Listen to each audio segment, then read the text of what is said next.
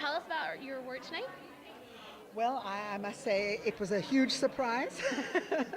And as I say, I feel very privileged because, when you love what you do, you don't really expect to be rewarded for it. But it's been a nice bonus, I have to say. Tell us how you got started in the pet industry.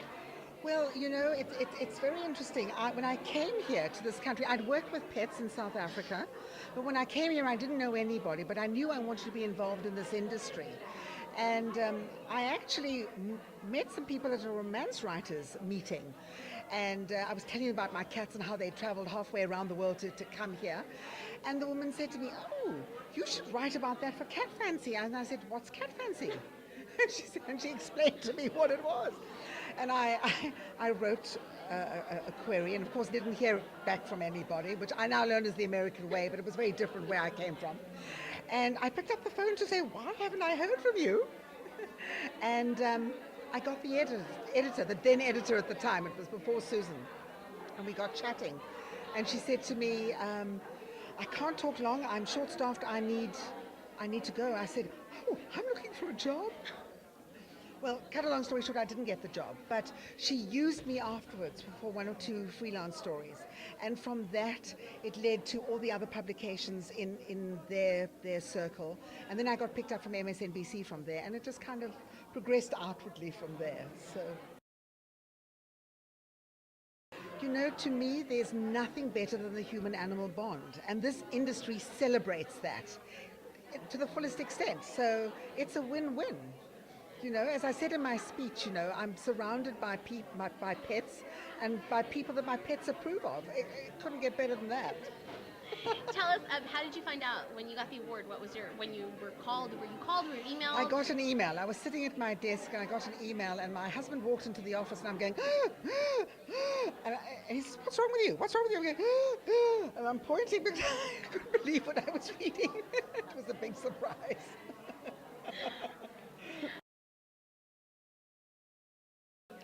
I think it's really, it really does mimic human lifestyle trends.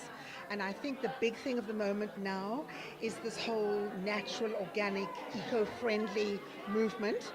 There's no reason why our pets can't do that the same as we are doing. And I've noticed that initially when it started out, organic products were far more expensive. The prices have come down.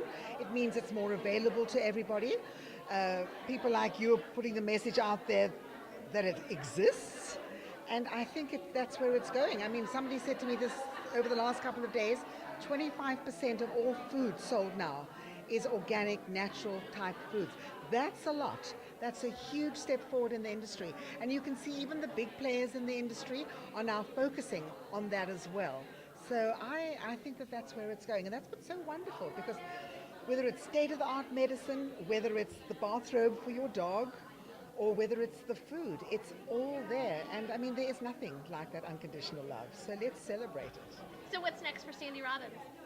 What are you That's working a on good now? question. I hope to have a book coming out later this year.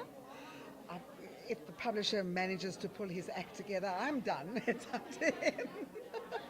And I always What will it have. be on? It's a cat book, actually. It's the original Cat Bible, being published by Bowtie or I5. I don't know. They've just had a name change, so I don't know who's publishing it. But I call it. It covers the Old Testament back 10,000 years, and the New Testament, which is all about social networking with your cat. So I've got that in the pipeline. I've got one or two other books, and always different projects.